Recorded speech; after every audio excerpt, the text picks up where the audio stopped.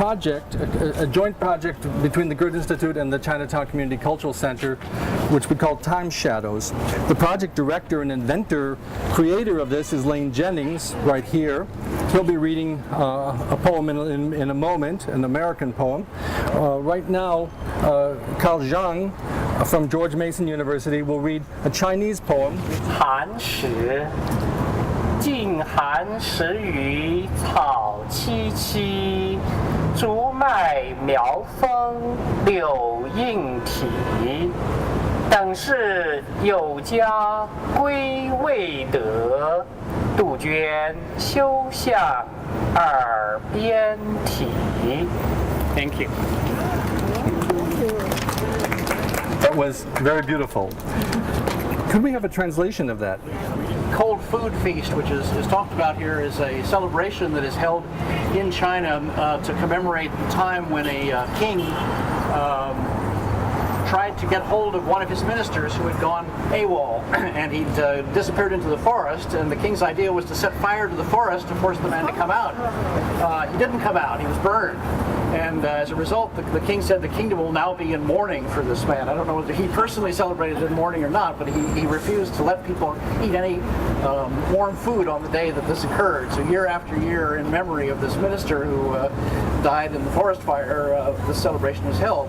So it's a time when you think about, it's the springtime of the year, but it's also a sad time. And the person who wrote this poem is talking about being far from home and longing for home, and thinking at this particular moment how sad it is that he can't be there.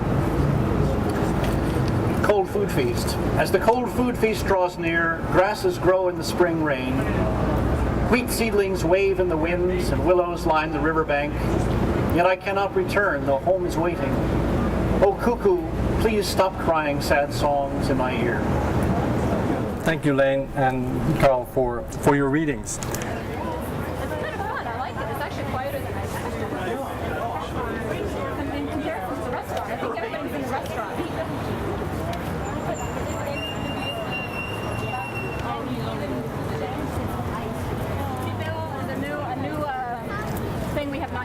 Capitalized upon how many events start at 9 p.m.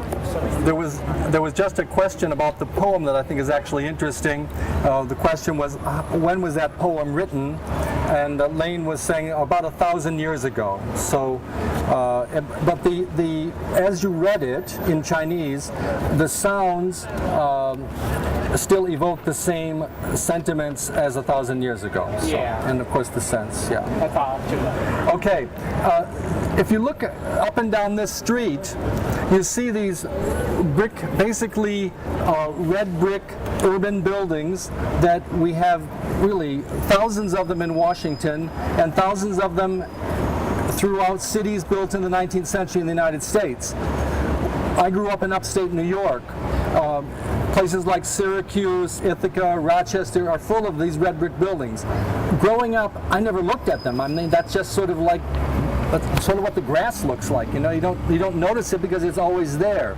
But actually, it has its own history, and we only are rediscovering long afterwards that it's actually these are actually often very beautiful buildings with beautiful details. And I think we owe it here in downtown DC to the initiative of someone like Doug Jamal, who saw in these buildings not only great commercial value, but great value, great beauty, and things to be preserved.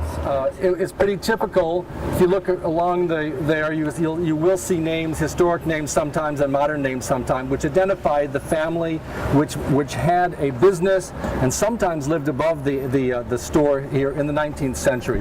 Hardware stores, art stores, banks, all kinds of businesses along 7th Street, which I say was the great commercial corridor in 19th century Washington. So these two buildings, the Starbucks building across where Starbucks is now, and where the CVS was here on this corner up until very recently, both of these buildings were built by a German-American architect named Julius Germüller, who was born in the 1850s in Washington and died here in 1929.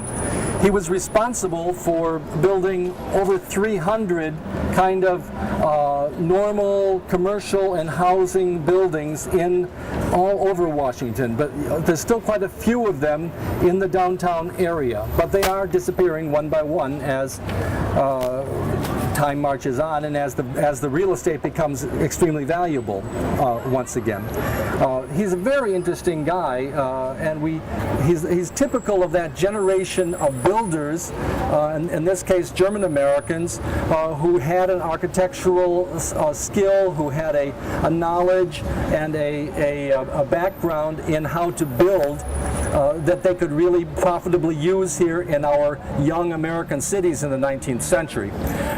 And you'll find such people around, and they've been little studied. So those of you who are looking for a great master's degree topic or PhD topic, there's these people. It's a treasure house of history and architecture.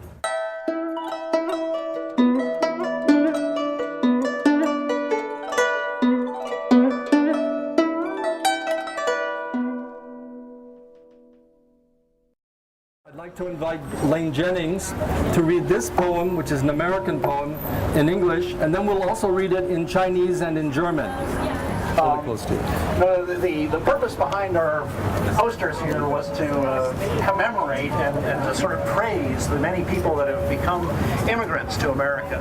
And one group that we sometimes don't think of are the people that didn't come here to be brave and work hard. They came here to have a good time. And they're our ancestors too. And there were some of these people that indulged in alcohol perhaps to excess. At the time, there wasn't a whole lot else to do. It was a pretty dull, hard-working time, and so there was tolerance for having occasional binges, and this is a song that pays homage to that. It got popular again in the 1920s when we tried to ban alcohol for a while, and everybody who drank it was suddenly cool. But this is a song, Little Brown Jug. My wife and I live all alone in a little log hut we call our own. She loved gin and I loved rum, and I tell you, we had lots of fun. 'Tis you who makes my friends and foes, 'tis you who makes me wear old clothes. Here we are, so near my nose, so tip her up and down she goes. Ha ha ha, you and me, little brown jug, don't I love thee? Ha ha ha, you and me, little brown jug, don't I love thee?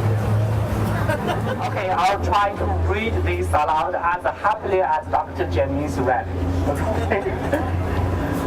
棕色小酒壶，七和我曾一起住在我们的小木屋里。他爱杜松子，我爱朗姆酒。让我告诉你，那时的我们有多快乐。你是我的朋友，也是我的敌人。你让我重拾旧好，你凑近我的鼻子，他却离我而去。哈哈哈！现在只有你和我，棕色的小酒壶，怎能不爱你？哈哈哈！现在我只有你和我，棕色的小酒壶，怎能不爱你？ Now Julia Grebe from the Goethe Institute, an intern from Germany, will read the same poem in German.